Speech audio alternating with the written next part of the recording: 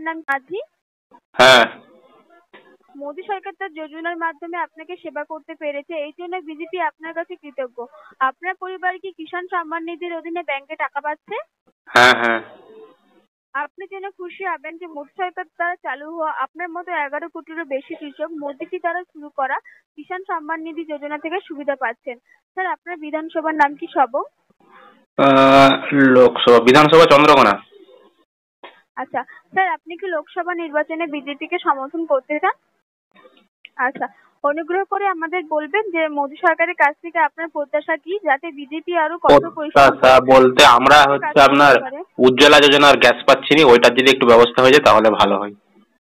আচ্ছা ঠিক আছে স্যার, আমরা চেষ্টা করছি আপনার উচ্চ কর্তৃপক্ষকে জানিয়ে দেওয়ার। মোদী সরকারের গ্যারান্টি যেমন সূর্যোদয় এবং বিশ্বকর্মার মতো কল্যাণকারী যোজনা আগেও যাতে আপনি পেতে পারেন, তার জন্য আপনাকে অনুরোধ করা হচ্ছে। আসন্ন লোকসভা নির্বাচন আপনার মূল্যবান সময় আমাকে দেওয়ার জন্য অসংখ্য ধন্যবাদ। আপনার দিনটি শুভ হোক। ফোনটা কেটে আমাকে সাহায্য করবেন। ঠিক আছে। ভিডিওর মূল প্রসঙ্গে যাওয়ার আগে আপনাদেরকে বলে রাখি, আমরা কোনো রাজনৈতিক প্রচার করছি না। আপনাদেরকে বেশ কিছু গুরুত্বপূর্ণ কথা বলবো বলে এই ইনফরমেশনটা দিলাম। অনেকেই বর্তমানে এরকম ফোন করছে, যাদের করেনি তাদেরকেও হয়তো করতে পারে, এবং সেটা যে পার্টি হোক বা যে যাদের থেকেই হোক, বা এটা একটা বিভিন্ন ওনাদেরকে একটা ভোটের আগে একটা সংস্থাকে এরকম দায়িত্ব দিয়ে দেয়, তারা এরকম কল করে করে একটা সমীক্ষাও করে যে কারা কাকে ভোট দিবে বা কারা কাকে পছন্দ করছে, কোন দলকে, বা সরকারের বিভিন্ন প্রকল্পের সুবিধা পাচ্ছে কিনা, এই সকলগুলো কিন্তু তারা একটা সমীক্ষার মাধ্যমে সমস্ত কিছু যাচাই করে। তো সেটা আমরা ছেড়ে দিলাম। তো আরও একবার বলে দিচ্ছি, আমরা কোনো রাজনৈতিক দলের প্রচার করছি না। তো মেন বিষয়টা কি, বর্তমানে দেখবেন এরকম ফোন করা হচ্ছে, ফোন করে আপনার কাছে জানতে চাওয়া হচ্ছে আপনি পিএম কিষাণ প্রকল্পের টাকা পান কি না, হ্যাঁ, কোনো সমস্যা আপনার রয়েছে কি না, হ্যাঁ, কেন্দ্র সরকারের কোন প্রকল্পে আপনার সমস্যা রয়েছে, কোন প্রকল্পের আপনি সুবিধা পান না, হ্যাঁ, এগুলো কিন্তু আপনার কাছে জানতে চাওয়া হবে। আপনার বিধানসভার নাম জানতে চাওয়া হবে, এবং আপনি বর্তমানে কেন্দ্রীয় সরকার যারা রয়েছেন তাদেরকে আপনি সমর্থন করবেন কি না সামনের ভোটে, এরকম কিন্তু আপনাদের কাছ থেকে মতামত জানতে চাওয়া হবে। তো আপনাদেরকে যদি ফোন করে আপনারা উত্তর দিবেন আপনাদের মতন।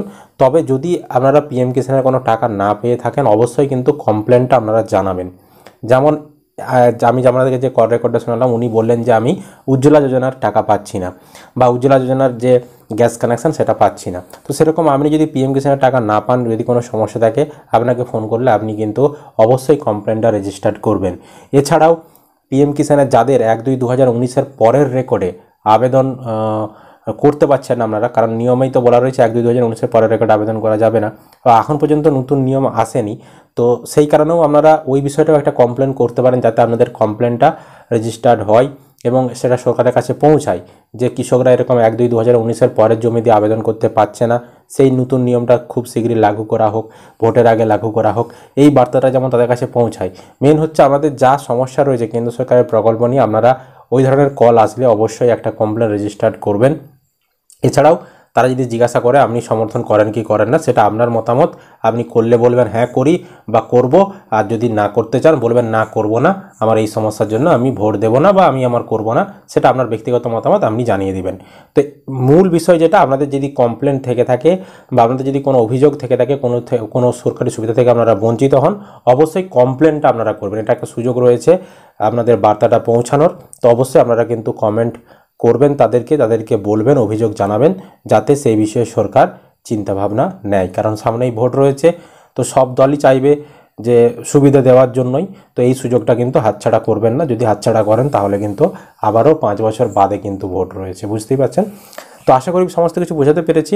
তো আপনাদেরকে এরকম কেউ কল করেছিল কি না অবশ্যই কিন্তু কমেন্ট করে জানাবেন। ভিডিও ভালো লাগলে লাইক করতে ভুলবেন না। ইউটিউব থেকে দেখলে চ্যানেলটি সাবস্ক্রাইব করে রাখবেন, আর ফেসবুক থেকে দেখলে পেজটি ফলো করে রাখবেন।